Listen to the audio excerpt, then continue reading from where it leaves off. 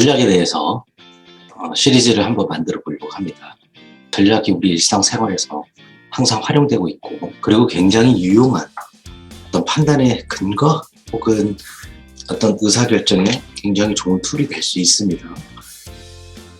그래서 전략이라는 게 뭐 되게 어렵고 뜬구름 잡는 얘기라고 이렇게 개념처럼 이렇게 느껴지기도 하지만, 실제로는 우리 일상생활에 있어요.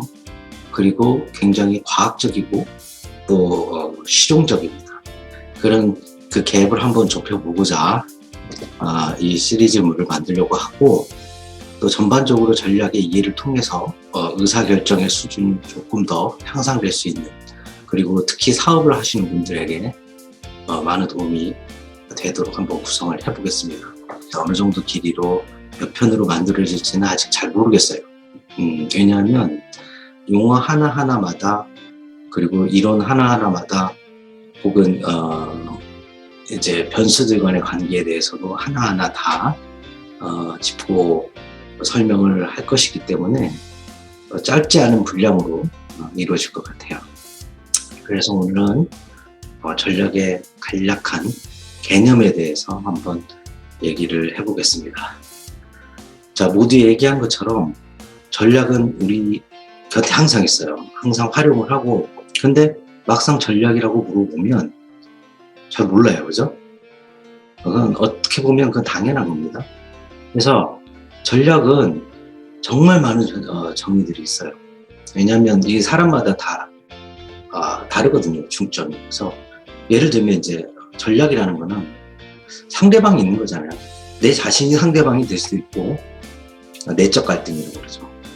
혹은 내적 경쟁, 혹은 비즈니스에서는 거의 100% 경쟁자가 있는 거기 때문에 상대방이, 그리고 전략은 어떤 목적을 달성하기 위해서 있는 거잖아요.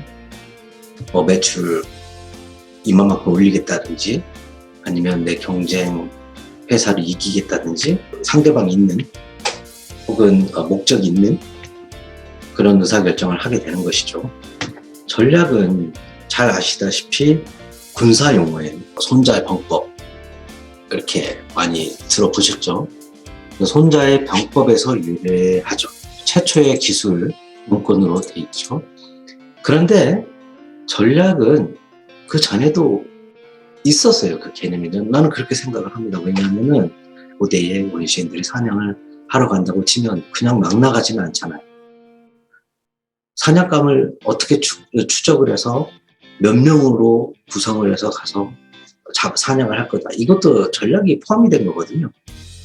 그런 것처럼 전략은 이미 있어 왔는데 어떻게 체계적으로 정리를 하고 그걸 활용하느냐.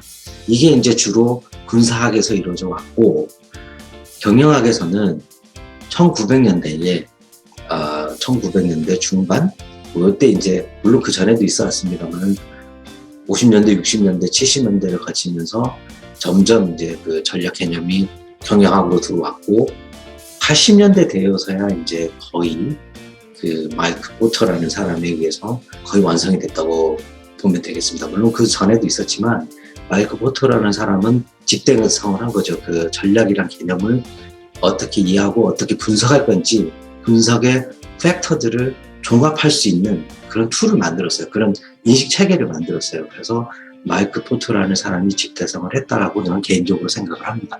많은 사람들이 동의할 수 있을 거예요. 그리고 이제 90년대 지금 계속 거치면서 계속 발전을 하고 있고, 그렇기 때문에 전략은 경영학에서는 신생 학문 분야이기도 합니다. 가장 마지막에 나온 게 이제 안트레프레너십으로 볼 수 있겠고, 그 다음이 이제 그 전이 전략으로 볼 수 있습니다. 굉장히 큰 학문이죠. 가장 높은 단계의 탑을 다루는 그런 학문이고, 그 상대성이 있어요. 또 다른 관점에서 전략을 한번 들여다볼 필요가 있겠어요. 전략은 구성 요소들이 있습니다.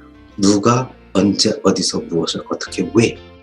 전략은 그 내용 하나하나를 다 만족시켜야 돼요. 아주 구체적이고 아주 객관적이어야 합니다. 그 다음에 이제 또 하나 짚고 넘어가야 될 게, 전략은 의사결정입니다. 뭐 여러 가지 정의가 있을 수 있겠지만 전략은 단순히 이제 정의를 내리면 이기는 거다. 그럼 어떻게 이길 거냐 그러면 거기에 선택이 있는 거죠.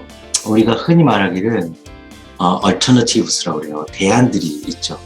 그래서 전략은 대안을 모으는 과정이기도 하고 그 과정에서 만들어진 대안들 중에 가장 좋은 방법을 선택하는 과정이라고 볼 수도 있습니다.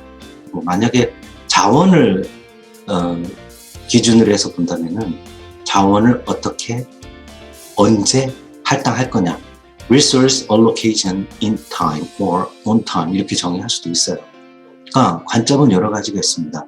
어느 쪽, 사람의 중심을 두느냐, 자원의 중심을 두느냐, 시기를 중심에 두느냐, 목적을 중심에 두느냐, 여기에 따라서 정의는 완전히 달라질 수 있습니다. 경영학에서의 전략은 상대성이 있어요. 위계라고 그러죠. 하이어라키. 위계에서 탑, 롱텀 이게 들어가야 됩니다. 그래서 전략은 탑 레벨에서 롱텀, 장기간의 목표를 이루기 위한 의사결정인 겁니다. 예를 들어서 서울에서 부산으로 간다. 그러면 수없이 많은 대안들이 가능하죠. 서울에서 출발해서 부산으로 가는 길은 엄청나게 많습니다. 국도를 타고 이렇게 가든지, 또 교통수단을 무엇으로 활용할 것이냐, 걸어갈 것이냐, 자전거를 탈 것이냐, 바이크를 탈 거냐, 뭐 비행기를 탈 거냐, 자동차를 탈 거냐. 그래서 내가 가지고 있는 자원이 어떤 것들을 활용 가능한지, 그 다음에 외부적으로 활용 가능한 루트가 어디인지, 그때 돌발 상황이 어떤 돌발 상황이 있을 것인지까지도 조사를 해야 되겠죠.